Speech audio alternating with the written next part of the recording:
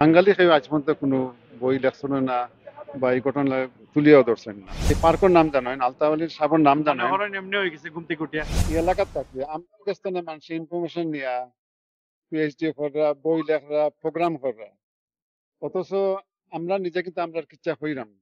আমরা কিচ্ছাটা আমরা গোটা আমরা নিজে হওয়া উচিত। আমি করছি আমরা স্থানীয় university, Queen Mary University of London, ট্রাগুলোর ফসল কিন্তু আজকের টাউন, আজকের বাংলা টাউন। আমরা এখন আলতাবালি পার্কও আছি।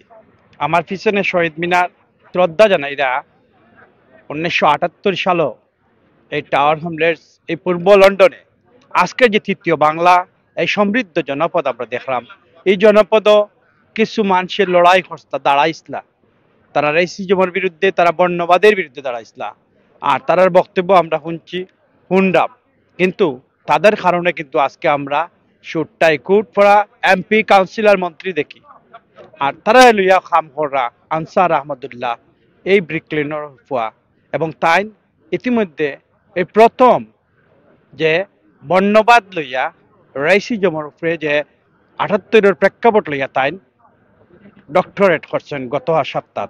একটা কমিউনিটির লাগি অত্যন্ত আনন্দের, এবং আমরা ফ্রেন্ড হিসাবে আমরা প্রাউড করি যে সব বাইরা কিন্তু 78-রে ল্যান্ডমার্ক দরিয়া তাই ডক্টরেট করছেন, তার অভিনন্দন জানাইলাম। আর লগে তার আইসন আমরা লগে তার লগে মাত্রাম। আনসার ভাই, জি ভাই। কাম তো গোটাইছো ভাই। হ্যাঁ, হ্যাপি নি। ধন্যবাদ আমার পয়লা অভিনন্দন জানানি লাগি।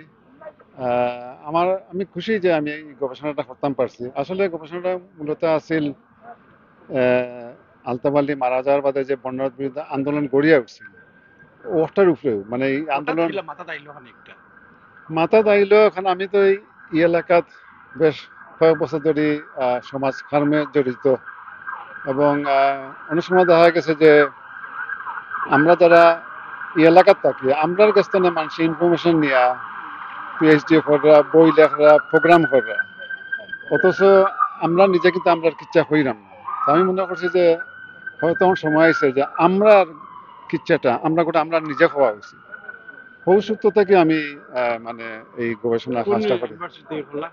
আমি করছি আমরা স্থানীয় university, Queen Mary University of London. কত বছর?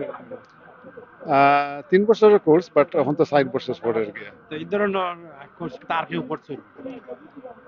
আমার জানা মতে এই ঘটনা কেউ করছেন না, এবং এই ঘটনা বইও কেউ লেখছেন না। একমাত্র আমরা একজন ছোট ভাই কর্নর আলী বাংলাদেশ ইউথ ফ্রন্টের তাই একটা বই ছাপাইছেন, আর সাদা দুইজন ছাপাইছেন। বাঙালি কেউ আজ পর্যন্ত কোনো বই লেখছেন না বা এই ঘটনা তুলিয়াও ধরছেন না।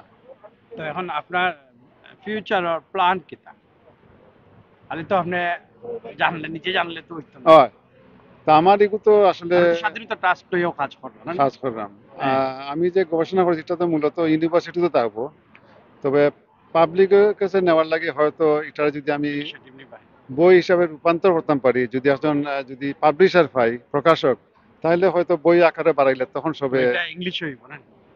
আমি তো লেখছি ইংরেজিতে, বাট হ্যাঁ। এটা আশা মানে যদি আমরা চাই এটার আর বাংলাতে ফোর্থ রূপান্তর করতাম জেনারেশন, পারি। ফোর্থ জেনারেশন কিন্তু আমরা এই হিস্ট্রিগুলো জানে না। না, খালি ফোর্থ জেনারেশন নয়, বর্তমানে যারা আছেন অনেকে জানেন না। অনেকে এই পার্কের নাম জানেন, আলতাবালির সাবর নাম মনে জানেন, করেন এমনি হয়ে গেছে ঘুম থেকে উঠিয়া। কিন্তু ওই যে এর পিছনে যে কত না, আমার স্ট্রাগল, উত্তর কত দেবো না। আন্দোলন, মনে করেন নি ঘুম থেকে উঠিয়া হয়ে গেছে।